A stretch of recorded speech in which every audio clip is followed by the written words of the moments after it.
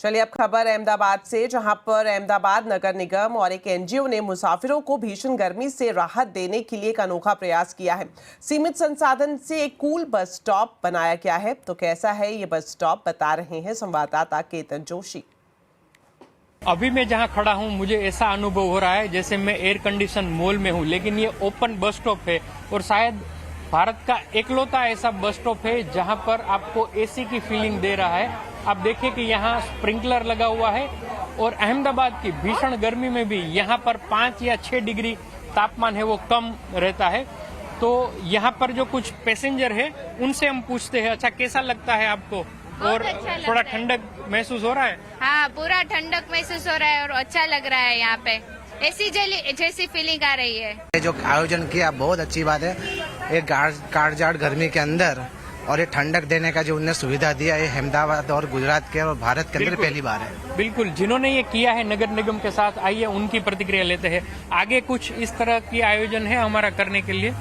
हम पूरे शहर में ऐसे थोड़े बहुत पायलट्स करना चाहेंगे। हमने हमारी बहनों की बस्तियों में किया है, वार्ड लेवल पे किया है और शहर के लिए भी करना चाहेंगे।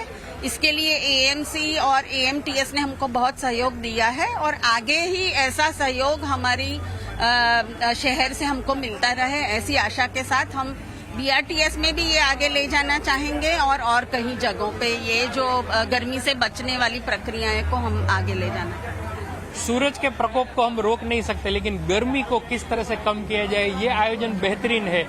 उम्मीद है कि सिर्फ अहमदाबाद में नहीं लेकिन आगे भी कई सारे शहरों में इस तरह के आयोजन हमें देखने को मिले। केतन जोशी, अहमदाबाद। चलिए अब आपको देते हैं शेयर मार्केट का पूरा अपडेट। बाजार की खोई रौनक अब धीरे धीरे लौटती हुई नजर आ रही है। लगातार तीसरे दिन बाजार ने तेजी की हैट्रिक लगाई। सेंसेक्स निफ्टी लगातार तीसरे दिन बढ़त पर बंद हुए। सेंसेक्स 148 पॉइंट चढ़ा तो निफ्टी में 73 पॉइंट की तेजी देखने को मिली। आज के बाजार में mid cap small cap shares में अच्छी खासी तेजी दिखाई दी। मिड कैप इंडेक्स की बात करें तो मिड कैप इंडेक्स में करीब 9 महीने की बड़ी इंट्राडे तेजी देखने को मिली। तो मार्केट की पूरी डिटेल्स अब ले लेते हैं कंचन से। तो कंचन बताएं, आज तेजी का दौर देखने को मिला, किन स्टॉक में रौनक थी और कहां सुस्ती?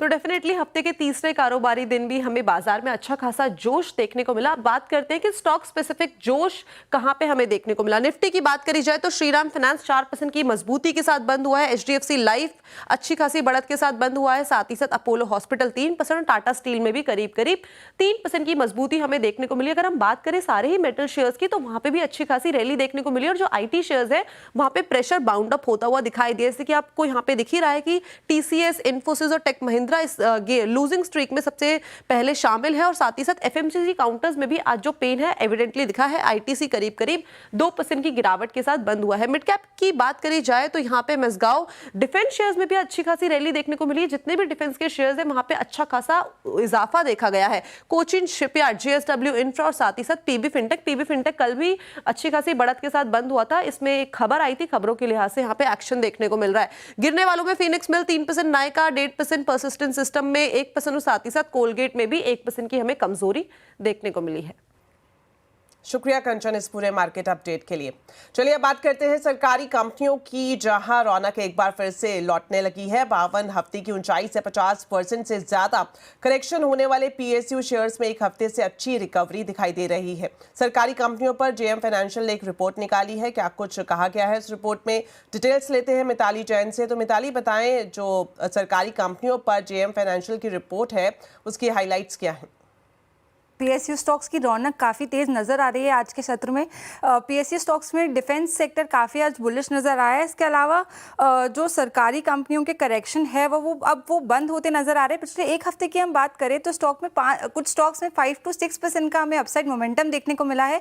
ये वही स्टॉक्स है जिसने इस करेक्शन वाले फेज़ में 58%, 55%, 50% से ज़्यादा की डुबकी लगाई थी। सबसे पहला नाम ITI का देख लीजिए, फिर कोचिन शिपयार्ड, कोल इंडिया, ऑयल इंडिया, हुडको, भेल, बैंक ऑफ इंडिया, ये सारे स्टॉक्स में अच्छे खासे करेक्शन देखने को मिले थे, लेकिन पिछले एक हफ्ते की बात करें तो यहाँ पे 5 to 6% की रिकवरी आई है। इस बीच जेएम फाइनेंशियल का मानना है कि पीएसयू स्टॉक्स में एक अच्छा एंट्री पॉइंट अब क्रिएट हो चुका है इन्वेस्टर्स के लिए, और उनका मानना है कि आने वाले टाइम में कुछ स्टॉक्स 30 से 40% का रिटर्न जो है वो इन्वेस्टर्स को दे सकते हैं।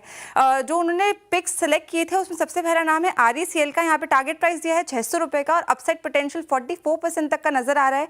साथ ही PFC, ONGC, NTPC, कोल इंडिया, यहाँ पे भी 30 से 35% के रिटर्न्स जेएम फाइनेंशियल को नजर आ रहे हैं। HAL और BEL भी यहाँ पे शामिल है। तो अब देखना ये होगा कि PSU स्टॉक्स की जो रौनक है ये कब तक इन्वेस्टर्स को और ज्यादा यहाँ पे रुचि देखने को मिलती है।